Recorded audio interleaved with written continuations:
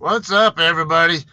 All right, I'm in West Wendover, Nevada right now. Just got through running a 700-mile shift for I think it was about that from Big Springs, Nebraska to here.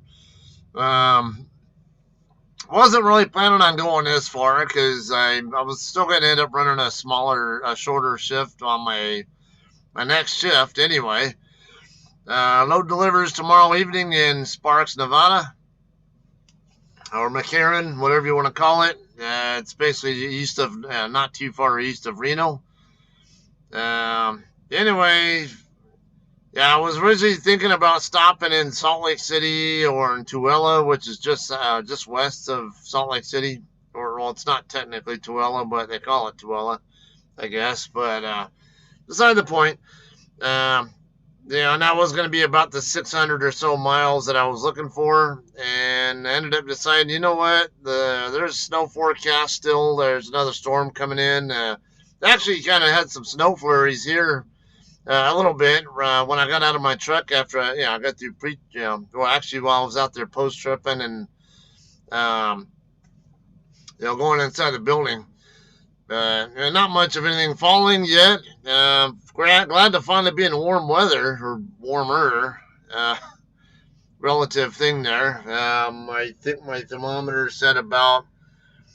I think it was just above freezing when I got here or something, and then when I shut down, it was saying 39 or so. Yeah, a very nice change of pace from what I've been in when I picked this load up in Olathe, Kansas the other day, just a couple days ago. It was 11 degrees, and that was in the afternoon.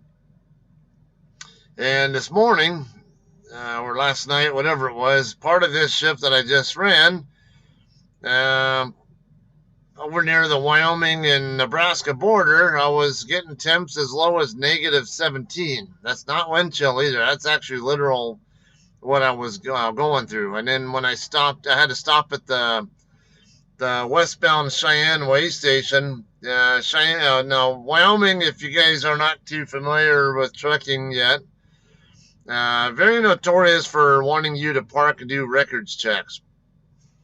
Um, so, I mean, pretty much any of the way stations in Cheyenne, they have that tendency. They'll want you to park and then bring your registration book in with you and your BOL. And usually all they want to do is look at your registration, and they'll put it in their.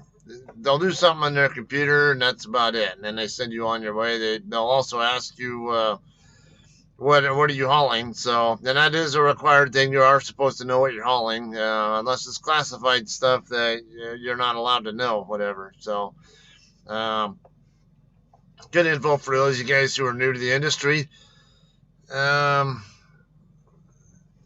Also, I do want to kind of keep this relatively short too because I am a little bit tired, and I want to talk about weather planning.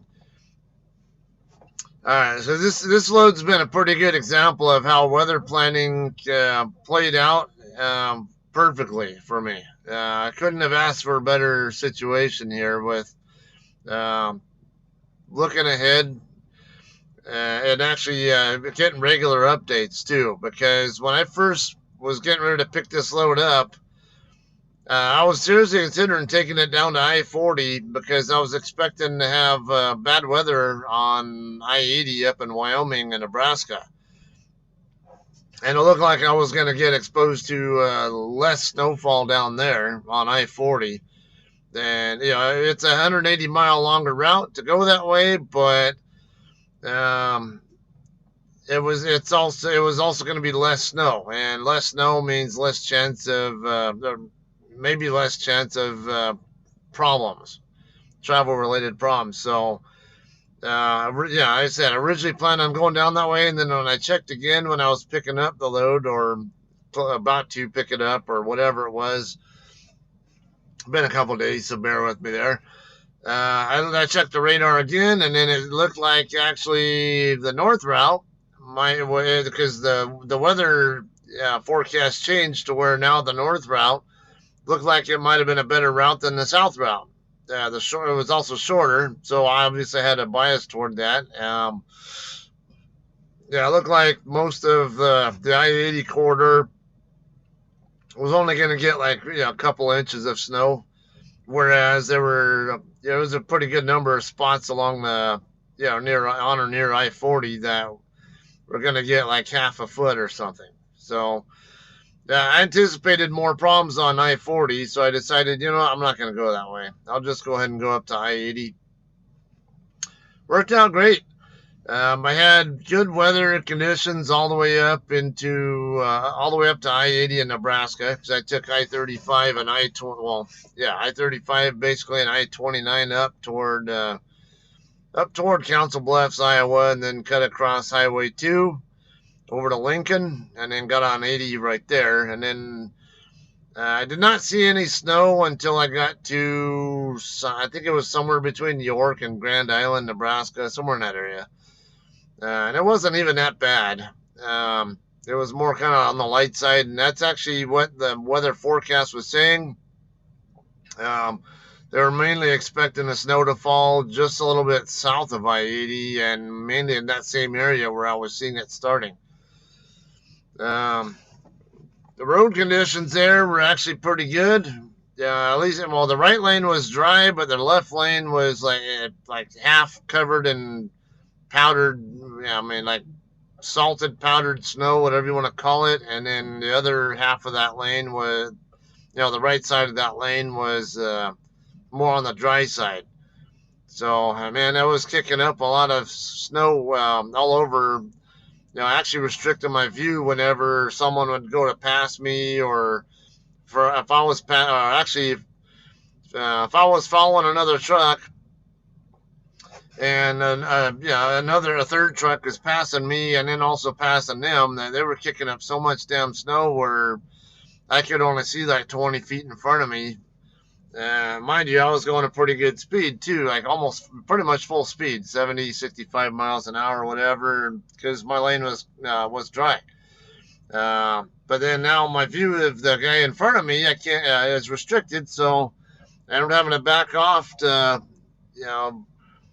a much slower speed, or at least down to 50-ish, whatever.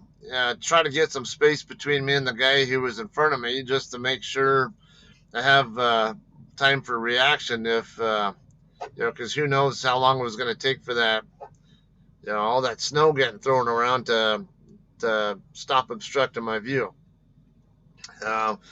Anyway, the road conditions all the way up to Big Springs were good. Like I say, only a little bit of snow. Actually snowfall, whatever. I'd call it flurries, or light stuff, whatever.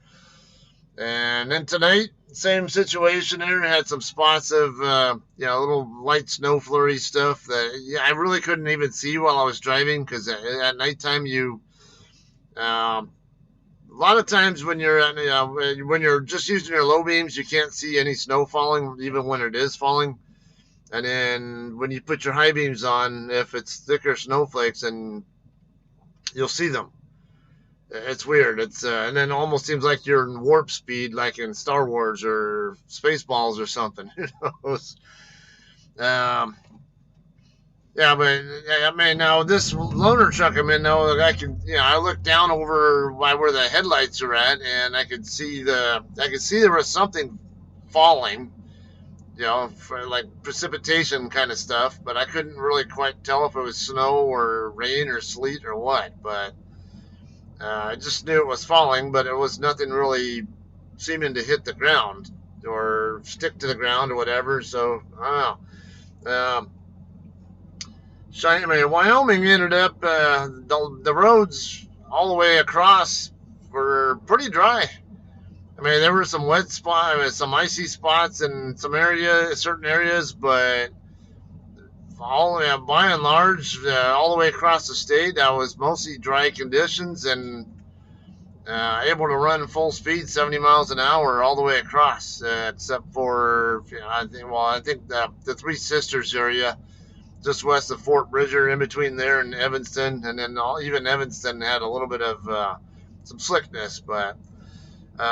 Anyway, that's the importance of weather planning, and then also weather is also why I ended up here in West Wendover and not in Tooele or Salt Lake City. Because as you'll see here, this is what I have going on right now with weather. It's kind of some light snowfall on both sides of me.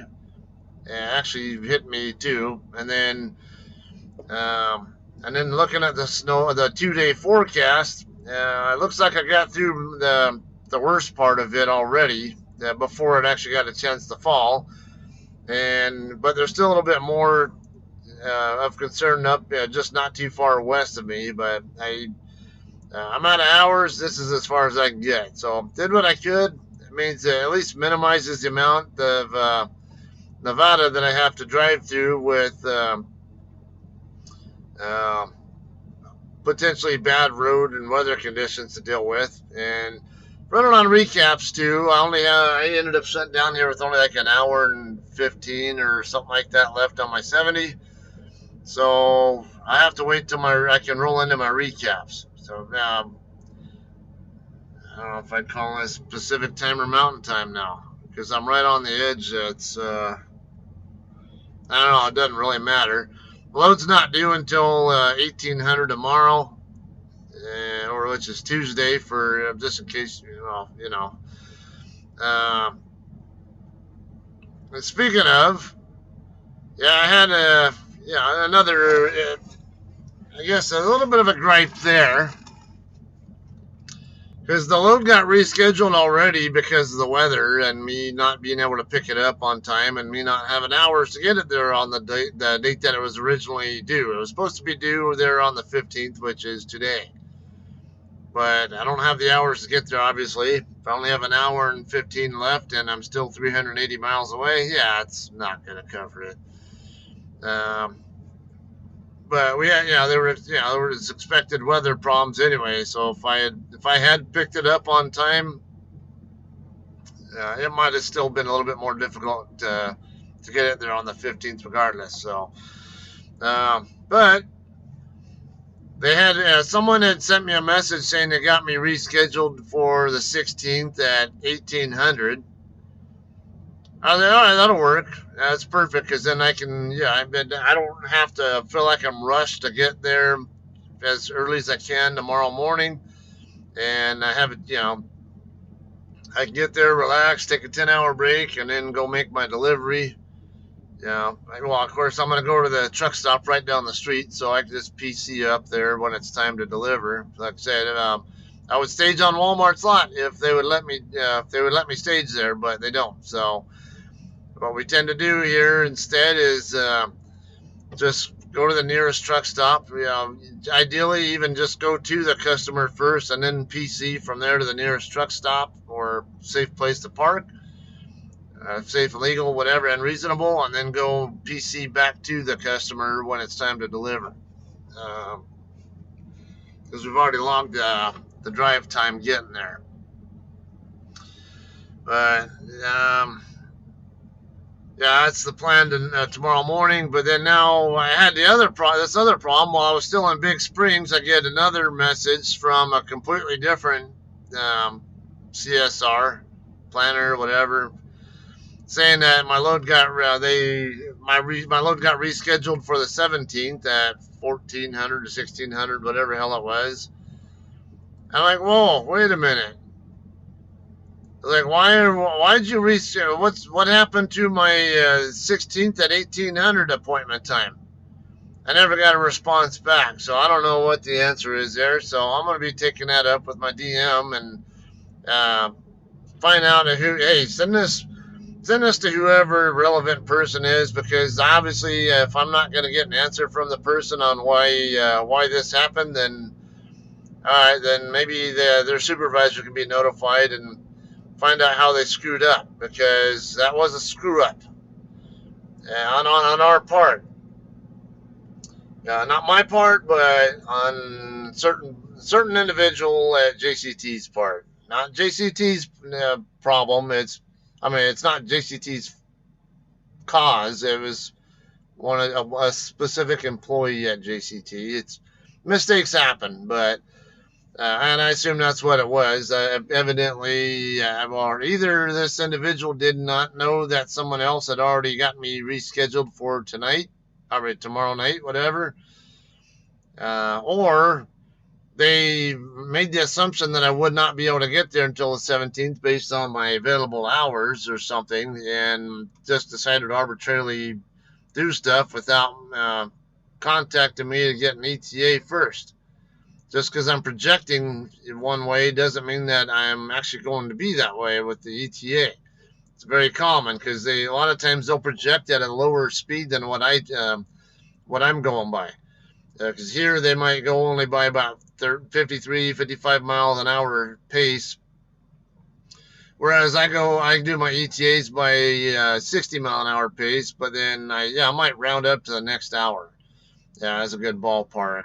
Uh, and I will round up to no more than an hour though, normally, and that usually is always good enough to cover pretty much any route, and usually very accurate too. Um, but yeah, I wasn't happy at all with that, and I was pissed when I was at the thought that I was going to have to sit and wait an extra day to make my delivery just because someone rescheduled me after someone else had already done so before. And the original reschedule was for a time and date that I knew that I could make.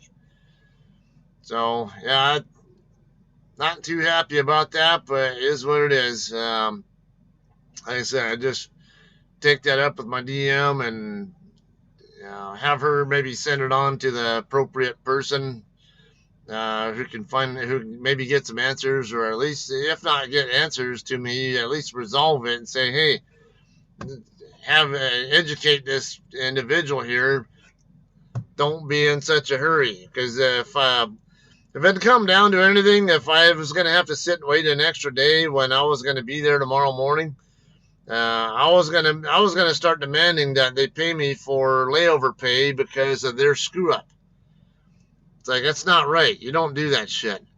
It's like, if I say that I already said that I can be there Tuesday morning, then and I already have an appointment time for Tuesday night, then I expect to be able to deliver it on Tuesday night. I don't want to sit till Wednesday night to make my delivery. All right, but anyway, you don't want to have too much ranting stuff going on here. Just give you guys a little update. I'll probably cut this off here too. Just like I said, just about time for me to get me some rest. It'll be nice. I'll have the whole day to work with. It's only like 7, maybe even no, not even 8 o'clock in the morning now, and I won't be leaving here until probably like 9 or something like that tonight.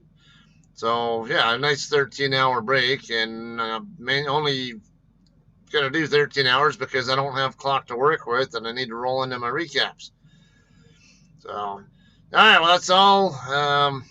We'll go ahead and end this here. It was just wanted to give you guys a little update how things, what's going on, maybe, and then always have some little insight for the inexperienced or future drivers who watch my channel, my videos and stuff. And as always, say hi to my kids and family. All right, see you guys.